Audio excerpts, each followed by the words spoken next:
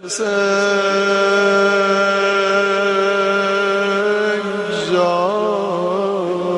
عاشورہ کو جناب قاسم ابن حسن علیہ السلام نے جب دیکھا کہ امت اہل بیت رسول پر اتنا ظلم کر رہی ہے کہ پانی تک یزیدیوں نے آل رسول پر بند کر دیا ہے، اہل بیت رسول کے بچے پیاس سے تڑپ رہے ہیں، جناب قاسم نے امام حسین علیہ السلام سے فرمایا، چچا جان کیا ہم حق پر نہیں ہیں؟ امام حسین علیہ السلام نے جناب قاسم کو سینے سے لگایا اور فرمایا، بیٹا ہم حق پر ہیں۔ جناب قاسم نے کہا، چچا جان تو پھر ہمیں مرنے کی کیا پرواہ؟ امام حسین علیہ السلام نے فرمایا، اے میری جان قاسم تم موت کو کیسا پاتے ہو؟ جناب قاسم نے کہا، چچا جان میں موت کو شہد سے زیادہ میٹھا پاتا ہوں۔ عاشورے کا دن آ گیا، حق و باطل کی جنگ ہوئی، اصحاب و انصار مقام شہادت پر فائز ہوئے۔ عاشورے کے دن ہر بی بی اپنی قربانی پیش کر رہی ہیں، اتنے میں جناب ام فروہ مادر قاسم علیہ السلام جناب قاسم کو ساتھ لے کر امام حسین علیہ السلام کی خدمت اقدس میں حاضر ہوئی اور امام حسین علیہ السلام سے آپ نے فرمایا، مولا پہلے میرے بچے قاسم کو اذن شہادت عطا فرمائیے۔ آج حسن علیہ السلام ہوتے تو سب سے پہلے آپ پر فدا ہوتے۔ امام حسین علیہ السلام کو جناب قاسم سے بڑی محبت تھی، جدائی کا نام آیا مولا کی آنکھوں میں آنسو آ گئے۔ جناب قاسم نے بھی ماں کے ساتھ امام حسین علیہ السلام سے کہا، چچا جان میں بھی راہ خدا میں سر کٹانے کا اور بابا حسن کے پاس جانے کے لیے بے قرار ہوں۔ امام حسین علیہ السلام نے اس نور نظر کی طرف دیکھا اور جناب ام فروہ سے کہا، بھابی آپ نے قاسم کو بڑی مصیبت میں پالا ہے، اشکیا اسے پامال کر دیں گے۔ جناب قاسم نے پھر سے امام حسین علیہ السلام سے کہا، چچا جان خدا کے لیے مجھے مقتل میں جانے کی اجازت دے دیجیے اور مجھے اپنے اوپر قربان ہونے کی سعادت سے محروم نہ کیجیے۔ امام حسین علیہ السلام نے جناب قاسم کو سینے سے لگایا اور فرمایا، اے قاسم، اے میرے بھائی حسن کی شبی، میں تمہیں کس بات کی اجازت دوں کہ تیروں سے چھلی ہو جانے دوں؟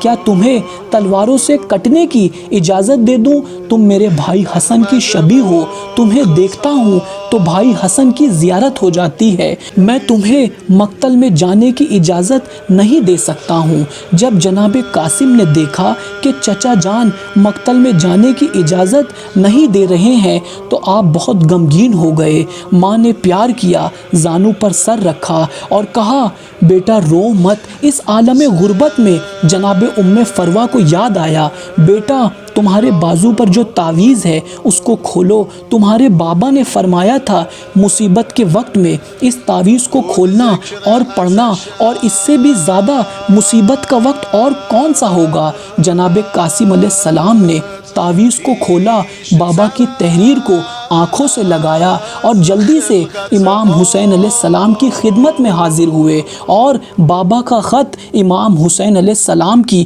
بارگاہ میں پیش کیا۔ امام حسین علیہ السلام نے بھائی حسن کی تحریر کو آنکھوں سے لگایا جس میں یہ تحریر تھا، اے میرے مظلوم بھائی حسین، میرے بیٹے قاسم کو مقتل کی طرف جانے کی اجازت دے دیجئے، قاسم کو اپنے اوپر قربان کرنے کی اجازت دے دیجئے۔ میں نے اللہ سے قاسم کو اس دن کے لیے مانگا تھا کہ آپ پر قربان کر سکوں۔ امام حسین علیہ السلام نے جناب قاسم کو سینے سے لگایا، آپ کے آنسو روا ہو گئے۔ مظلوم امام نے لباس پہنایا، چھوٹا سا امامہ سر پر باندھا اور چہرے پر ایک ہلکا سا کپڑا لٹکا دیا تاکہ آفتاب کی تمازت سے چہرہ بچا رہے۔ اب جناب قاسم کی رخصت کا وقت آ گیا، اہل حرم میں کوہرام برپا ہوا۔ جناب زینب سلام اللہ علیہا نے چہرہ چوم کر کہا، بیٹا تمہارا صحرا دیکھنے کا ارمان رہ گیا۔ بھائی حسن کی تصویر چلی گئی۔ جناب قاسم 14 برس کے بچے کو امام حسین علیہ السلام نے اٹھا کر پشت فرس پر سوار کیا۔ امام حسین علیہ السلام پیچھے پیچھے آ رہے ہیں۔ جناب قاسم نے چچا جان کو سلام کیا اور فرمایا میرے مولا آپ واپس چلے جائیے۔ امام حسین علیہ السلام نے روتے ہوئے فرمایا بیٹا قاسم گھبرانا نہیں، بھیا حسن میدان میں آ گئے ہیں۔ جناب قاسم علیہ السلام میدان میں آ گئے۔ جب یزیدیوں نے جناب قاسم کو دیکھا تو وہ کہنے لگے جیسے فلک سے زمین پر چاند اتر آیا ہے۔ جناب قاسم نے یزیدیوں کو مخاطب کر کے فرمایا اے دین خدا کے دشمنوں اور اپنے نبی کا گھر اجاڑنے والوں، میں قاسم ابن حسن ابن علی ہوں، میں خاندان رسالت کا چشم و چراغ ہوں، میں گلشن زہرا کا مہکتا پھول ہوں، آؤ مجھے بھی تیر مارو، تلواروں سے زخمی کرو۔ اور فرمایا اے کوفیو تم میں سے جو سب سے زیادہ بہادر اور جنگجو ہو وہ مجھ سے لڑنے آئے۔ عمر ابن سعد نے ایک سالار لشکر جس کا نام ارزق تھا اس سے بولا کہ اس نوجوان کو قتل کرو۔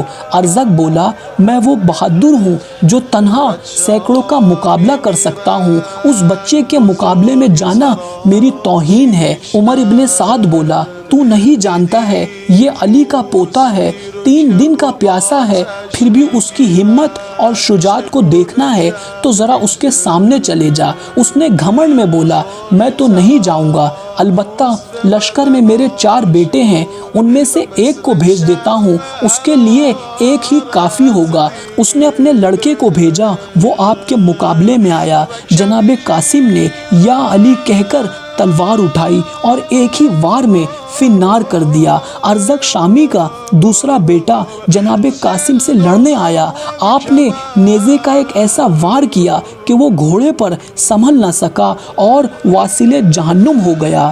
پھر ارزق کا تیسرا بیٹا آیا اور آ کر جناب قاسم علیہ السلام کو گالیاں دینے لگا، استغفر اللہ۔ جناب قاسم نے فرمایا اے خدا کے دشمن تیری گالیوں کا جواب میں گالیوں سے نہیں دوں گا، یہ ہماری شان نہیں، البتہ تجھے تیرے بھائیوں کے پاس جہنم میں پہنچا دیتا ہوں۔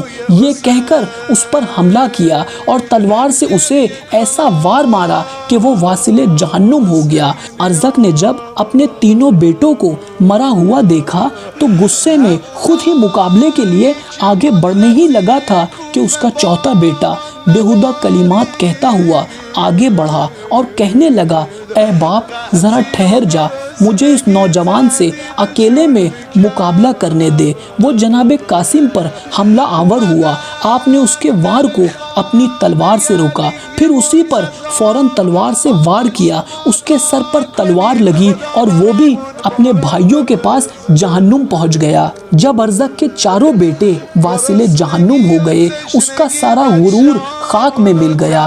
ارزق بے انتہا غصے میں اور اپنے بیٹوں کا انتقام لینے جناب قاسم کے سامنے آ گیا اور کہنے لگا مجھے عباس سے لڑنے کا شوق تھا، میں اپنے وقت کا بہادر ہوں۔ جناب قاسم نے کہا ارزق اگر میں اس جنگ میں شہید ہو گیا تو میرے چچا عباس تجھ سے میرے خون کا قصاص لے لیں گے، اور میں نے تجھ پر فتح پالی تو میرا نام ہمیشہ زندہ رہے گا۔ حیدر کرار کے پوتے نے ایسے ہی کلام کیا جیسے خندق میں امام علی علیہ السلام نے عمر ابن عبدود کو للکارا تھا۔ لعین شرمندہ ہو گیا اور ایک دم سے جناب قاسم کی طرف حملہ کرنے بڑھا۔ جناب علی اکبر نے کہا بابا ارزق شامی قاسم کی طرف آ رہا ہے۔ امام حسین علیہ السلام جلدی سے خیمے میں آئے اور جناب زینب سے اور بیبیوں سے اور بچوں سے کہا دعا کرو خدا قاسم کو فتح دے۔ جناب قاسم علیہ السلام اور ارزق کی بھرپور جنگ ہوئی۔ بالآخر جناب قاسم نے ایک ایسا وار کیا کہ ارزق کے 2 ٹکڑے ہو گئے۔ جناب قاسم علیہ السلام امام حسین علیہ السلام کی خدمت میں آئے اور کہا چچا جان بہت پیاسا پیاسا ہوں، اگر تھوڑا سا پانی مل جائے تو ابھی ان سب کو واصل جہنم کر دوں۔ امام حسین علیہ السلام نے فرمایا، اے میری جان قاسم، تم ان قریب ساقی کوثر کے ہاتھوں سے جام پیو گے، جسے پینے کے بعد تمہیں پیاس کبھی نہیں ستائے گی۔ جناب قاسم پھر میدان میں آ گئے۔ عمر ابن سعد نے اپنے لشکر والوں سے کہا، یہ نوجوان ہمارے بہترین جوانوں کو مار چکا ہے، اب اس کو مہلت نہ دو، اس کو چاروں طرف سے گھیر لو اور ایک ساتھ حملہ کر دو۔ کہیں سے تیر چلا، کہیں سے تلوار۔ جناب قاسم کا جسم بری طرح پامال ہو گیا، خون کا فوارہ بہنے لگا۔ جناب قاسم نے آواز دی، چچا حسین میری مدد کو آئیے۔ امام حسین علیہ السلام نے جناب قاسم کی آواز سنی، آپ دوڑتے ہوئے میدان میں آئے، مگر قاسم نظر نہ آئے کہ اچانک امام حسین علیہ السلام نے دیکھا قاسم کا سارا جسم گھوڑے کے سموں سے پامال ہو گیا تھا، جس میں نازنین کے ٹکڑے ٹکڑے ہو گئے تھے۔ امام حسین علیہ السلام نے سر کو آغوش میں رکھ کر کہا، اے میری جان قاسم، ان کے لیے جہنم ہے جنہوں نے تمہیں قتل کیا۔ جناب قاسم نے بمشکل آنکھیں کھولی اور تڑپ کر چچا جان کے سینے سے لگ گئے۔ امام حسین علیہ السلام کی آغوش میں جناب قاسم کا دم ٹوٹ گیا، کانپا فلک۔ حسین نے ایسی صدا دی، قاسم کا دم نکل گیا، گودی میں شاہ کی۔ امام حسین علیہ السلام نے اپنی قبا بچھائی اور جس میں قاسم کے ایک ایک ٹکڑوں کو اکٹھا کر کے ایک گٹھری بنائی۔ خیموں میں ایک شور اٹھا کہ قاسم کا لاشا آ رہا ہے۔ مادر قاسم جناب ام فروہ تڑپ کر آگے آئیں۔ مادر قاسم نے دیکھا مگر لاش نظر نہ آئی۔ جناب ام فروہ نے مولا امام حسین علیہ السلام سے فرمایا، مولا قاسم کا لاشا کہاں ہے؟ امام حسین علیہ السلام نے روتے ہوئے فرمایا، آپ لاشا نہیں دیکھ سکو گی۔ گٹھری کھول دی۔ دکھیا ماں نے جس میں قاسم کے ٹکڑے ٹکڑے دیکھے، کلیجہ تھام کر خاک پر گر پڑی اور کہنے لگی، ہائے میرا قاسم۔ امام حسین علیہ السلام شدت غم سے خاک پر بیٹھ گئے۔ امام حسین علیہ السلام نے جناب قاسم کا لاشا اٹھایا اور جسم کے ایک ایک ٹکڑے کو گنج شہداء میں لایا اور جسم کے ایک ایک ٹکڑے کو کربلا کی سرزمین پر رکھ دیا اور کہا، اے میرے پروردگار، تیرا حسین غریب ہو گیا۔ اے پاک پروردگار، جناب قاسم کے مصائب کے صدقے ہم سب کو اہل بیت رسول کی حقیقی محبت اور معرفت عطا فرما۔ الہی آمین۔